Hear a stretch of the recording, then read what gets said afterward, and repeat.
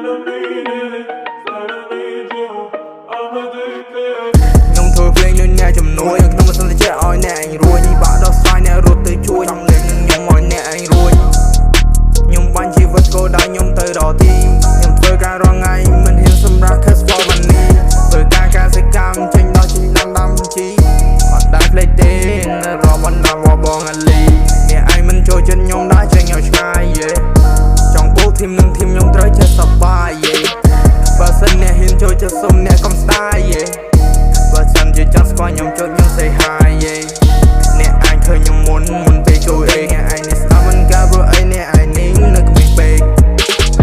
អ្នកឯងនេះចង់មកចូលចិត្តខ្ញុំនឹងត្រូវរលាមិនមានធម្មពលដែលខ្ញុំអាចធ្វើឲ្យអ្នកបង្ហាញពីសៀកអ្នកអាចឃើញខ្ញុំច្បាស់ប្រៀបដូចជាសត្វដែលគេមកមៀកអ្នកត្រូវស្ដាប់ឲ្យច្បាស់ពេលអ្នកកាប់ចាស់អ្នកនឹងចុកពោះឲ្យរៀក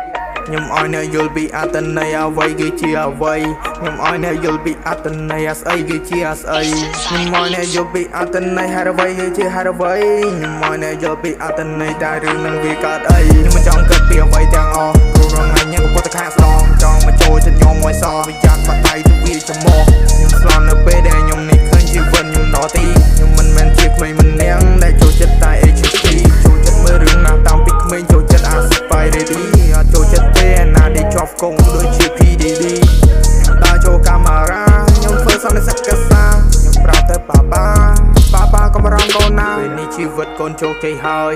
សូមប៉ាធូរស្បើយកុំបារម្ភពីកូននេះឡើយ